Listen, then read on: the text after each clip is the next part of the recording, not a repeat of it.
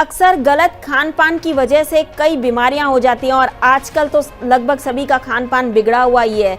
तो गलत खान पान की वजह से कौन कौन सी बीमारियां हो सकती हैं?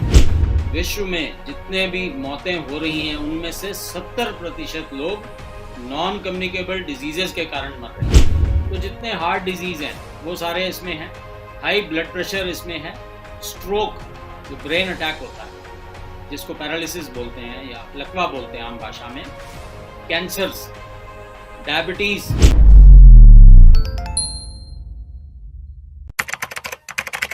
नमस्कार, D5 चैनल हिंदी देख रहे दर्शकों का मैं वंदना स्वागत करती हूं। आज एक बार फिर हम जुड़े हैं homeopathic expert doctor H.K. Kharbanda ji से। डॉक्टर खरबंदा, आपका बहुत बहुत स्वागत है हमारे इस प्रोग्राम में।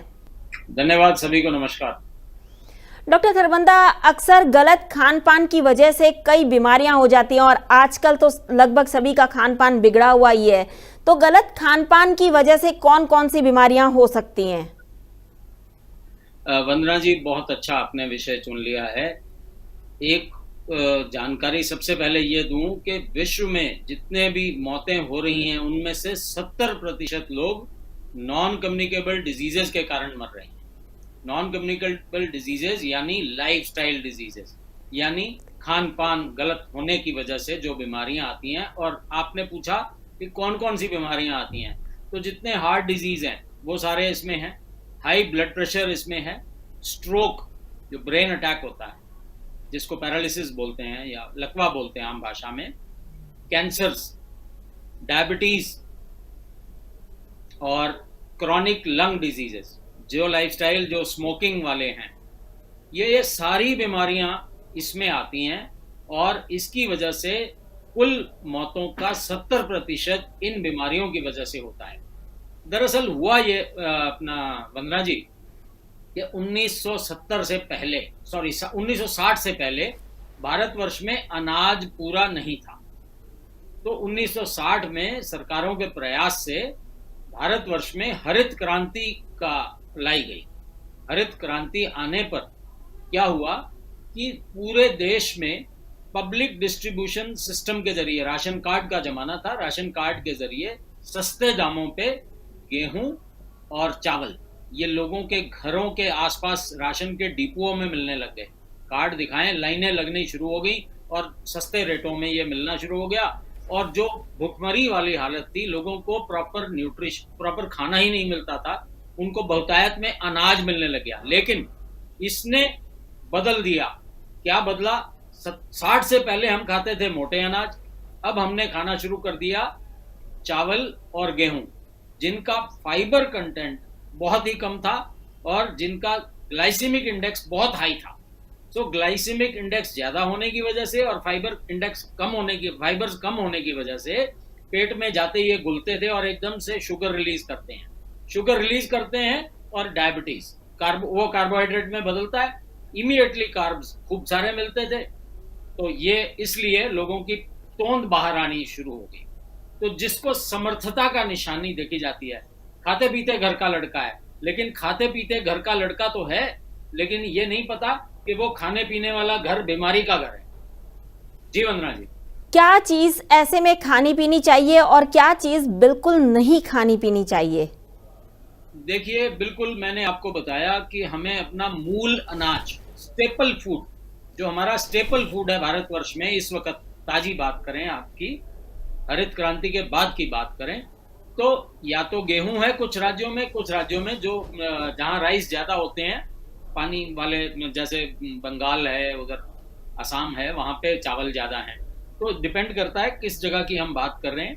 तो स्टेपल फूड हमारा ये अनाज है, लेकिन इनको बदलने की आवश्यकता है, इनमें बहुत ज्यादा बदलाव चाहिए। और एक बात और, 2023 इंटरनेशनल ईयर ऑफ मिलेट्स के रूप में मनाया जा रहा है और ये आह्वान भारत का है। यूनाइटेड नेशंस ऑर्गेनाइजेशन में इसको अप्रूवल किया गया और 70 देशों ने इस अप्रूवल को मान भी लिया है।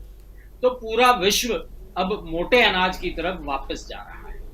जो मोटा अनाज आज हम या तो उगाते नहीं हैं क्योंकि उसमें एमएसपी नहीं है, उसमें किसान भाइयों को कुछ मिलता नहीं है, हालांकि उसकी जंगल फार्मिंग होती है, इतना आसान है उगाना, पानी भी बहुत कम चाहिए, किसान जाता है एक बार उसको बो के फिर काटने ही जाता है खेत में, इतना आसान है।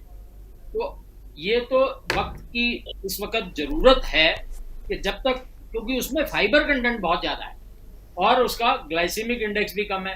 तो अगर हमने मोटापा ठीक करना है, अगर हमने अपना हाई ब्लड प्रेशर ठीक करना है, अगर हमने अपनी डायबिटीज ठीक करनी है, तो इलाज मोटे अनाज हैं। मोटे अनाज में 5 श्री धान्य मिलेट्स हैं, जिसका इस्तेमाल अगर हम करें तो डेफिनेटली हमें अपने, अगर अनाज, मूल अनाज को बदल लेते हैं तो बड़ा आसान हो जाएगा। 5 अनाज मैं बता देता हूं: कंगनी, छोटी कंगनी, कुटकी, सावा और कोदरा। ये 5 अगर हम अनाज खाना शुरू कर दें, चाहे इसको हम चावलों के रूप में या खिचड़ी के रूप में, या इसका आटा बना के इसकी रोटी, या इसका डोसा, या इसकी हर तरह में बनने लग गया। अभी इडली बन जाती है, सांभर बन, सब कुछ इसका बन जाता है। तो अगर हम ये मूल अनाज में परिवर्तन कर लें, इसके साथ साथ हर तरह का मीठा खाना कम से कम कर लें, और दूध, ये मिल्क बहुत, क्योंकि मिल्क को नॉन वेजिटेरियन माना जाता है। दूध जो है वो माँ से बच्चे को, माँ के शरीर में पैदा होता है और वो अपने बच्चे के लिए है, ना कि लोगों के लिए है। तो इसको हमें दूध, वैसे भी देखिए बच्चे बचपन में माँ का पी लें, बस उससे ज्यादा दूध की आवश्यकता नहीं होती। तो इस, अगर हम 4 ये बदलाव अगर अपने खाने पीने में ले आए, और इसके साथ साथ ये जो हमारा शरीर है ये शारीरिक परिश्रम के लिए बना है, जो हमने छोड़ दिया। हमने वाहन इस्तेमाल कर लिए, जहां मर्जी जाना हो, पहले सब पैदल जाते थे तो ठीक रहते थे। तो ये सारे बदलाव अगर हम अपनी जिंदगी में ले आते हैं तो स्वस्थता वापस आ जाएगी। जी वंदना। डॉक्टर खरबंदा, एक स्वस्थ इंसान के लिए मिलेट्स की कितनी मात्रा सफिशिएंट होती है? मतलब एक टाइम में कितने मिलेट खाने चाहिए, कितनी मात्रा में? एक कटोरी, एक गिलास, या कितनी मात्रा? बिल्कुल बिल्कुल ठीक। देखिए, जब तक इंसान को भूख ना लगे तब तक खाना नहीं है। जब तक खूब भूख ना लग जाए तब तक खाने की आवश्यकता नहीं है। और जितनी भूख हो, पेट को 1/3 खाली छोड़ना है, ये आयुर्वेद का सिद्धांत है। अगर आपको लगता है कि 3 रोटियों की भूख है या 3 कटोरी आपको मिलेट खाना है, तो आप 2 या 2.25 कटोरी से गुजारा चलाइए। जितनी भूख है उससे थोड़ा कम खाएंगे तो हाजमा अच्छा रहेगा, पेट जल्दी हाजमा कर लेगा और पूरी रात शरीर अपने आप को रिपेयर करेगा, तो आप स्वस्थ रहेंगे। देखिए, कम खाने से लोग नहीं मरते, ज्यादा खाने से मरते हैं। तो आवश्यकता से कम खाएं, कम खाने से कुछ नहीं बिगड़ता। आप अपना वजन, हाँ, वजन कम ना होने दें, जितना वजन चाहिए इंसान को सिर्फ उतना मेंटेन करने के लिए खाना है। जितनी भूख है उतना खाएं, थोड़ा सा कम। क्या मिलेट बनाने से पहले उन्हें रात भर भिगो के रखना जरूरी होता है? जी मैडम, अगर सूखा मिलेट आप बनाओगे तो उसका जो फाइबर कंटेंट है डिपेंड करता है 8 से लेके 15% तक होता है, जो 5 मिलेट्स मैंने आपको बताया। लेकिन अगर हम उसको एक रात पहले 10 गुने पानी में भिगो लेते हैं तो सुबह उसका जो फाइबर कंटेंट है 60% तक चला जाता है, और वो बहुत अच्छा है हमारे लिए। जितना फाइबर कंटेंट ज्यादा होगा उतना हाजमा अच्छा होगा, उतना पेट साफ होगा, उतने मिनरल्स शरीर में ज्यादा आएंगे, उतने विटामिन ज्यादा आएंगे, उतने अमीनो एसिड ज्यादा आएंगे, उतना इंसान फुर्तीला रहेगा, स्फूर्ति भरा रहेगा, एनर्जेटिक रहेगा। ये कौन कौन सी बीमारियों को ठीक करने में सहायक होते हैं, या ऐसा है कि किसी खास बीमारी के लिए कोई खास मिलेट खाया जाता है? बिल्कुल, डॉक्टर खादर वली ने 25 साल तक रिसर्च करके इन 5 मिलेट्स को पुनर्जीवित किया है।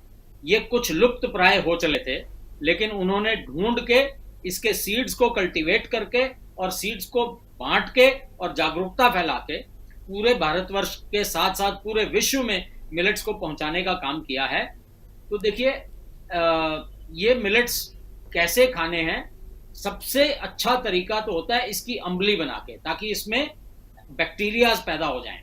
अगर आपने रात को भिगोए, सुबह इसको आप बॉयल कीजिए और फिर 8 घंटे तक मिट्टी के बर्तन में डाल के ऊपर कपड़े से बांध दीजिए। लेकिन ये इतना कम्बरसम प्रोसेस सारे लोग नहीं कर सकते, सब लोग आजकल वर्किंग हैं, लेकिन फिर भी रात को भिगो के अगर आप सुबह खा लें तो वो भी बहुत है, बीमारियों को रोकने के लिए वो बहुत है।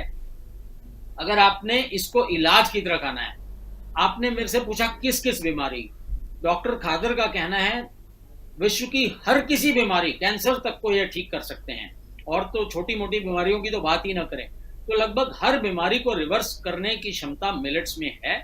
लेकिन हाँ, कौन सी बीमारी में कौन सा खाना है, इसका प्रोटोकॉल हमारे पास किताब आती है। अगर आपका कोई दर्शक चाहे तो हम उसका पीडीएफ उनको व्हाट्सएप पे भेज देंगे। आप मेरा व्हाट्सएप नंबर पे लोग मांग सकते हैं तो हम उसको प्रोवाइड कर देंगे, आपको पता लग जाएगा।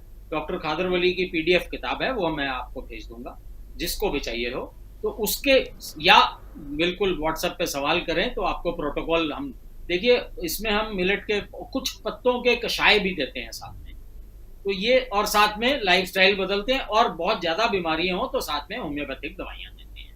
ये 3 प्रोटोकॉल हैं। इन 3 प्रोटोकॉल के साथ लगभग सभी लाइफस्टाइल बीमारियां ठीक हो सकती हैं। इंसान इन बीमारियों से बच सकता है, अगर हो गई हैं तो वापस हो सकती है। ऐसी क्या सावधानियां रखी जाएं जिससे कि गलत खान पान ठीक हो जाए और इंसान बीमार ही ना पड़े? देखिए बहुत अच्छा सवाल है। वही 4 चीजें, हमारे दुश्मन 4 ही हैं, उनसे बचना है। चावलों से बचना है, गेहूं से बचना है, दूध से बचना है और मीठे से बचना है। इन चारों से आप बच जाएं और शारीरिक परिश्रम जरूर करें। रोजाना कम से कम 1-1.5 घंटा पैदल चलें, बस इतनी सी बात है। लगभग धीरे धीरे, देखिए कई बार एक और है, लोग पेशेंस छोड़ देते हैं। मुझे रोज ऐसा फोन आता है, हम तो 3 महीने से मिलेट खा रहे हैं कुछ नहीं हुआ, हम 6 महीने से खा रहे हैं कुछ नहीं हुआ।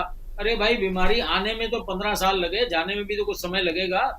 तो ये डिपेंड करता है कि कितनी देर से आपको बीमारी आई है। आप अम्लीय रूप में ले रहे हैं, नहीं ले रहे, कषाय साथ में ले रहे हैं या नहीं ले रहे, दवाइयां साथ में ले रहे हैं कि नहीं ले रही। तो सब्र से इंतजार करें, प्रोटोकॉल फॉलो करें, दवाइयां फॉलो करें, बिल्कुल डिजीजेस रिवर्स हो जाएंगे। डॉक्टर खरबंदा, जाते जाते अपना व्हाट्सएप नंबर सभी को जरूर बताएं ताकि आपसे डायरेक्ट पीडीएफ मंगवा सकें, आपसे बात कर सकें, आपके पास में अपने सवाल भेज सकें। जी 9815220735। एक ही गुजारिश है, कॉल ना करें, सिर्फ व्हाट्सएप पे मैसेज छोड़ दें, जवाब आ जाएगा। धन्यवाद। डॉक्टर खरबंदा, आप हमसे जुड़े, आपका बहुत बहुत धन्यवाद। अगले एपिसोड में आपसे फिर मुलाकात होगी, तब तक के लिए नमस्कार।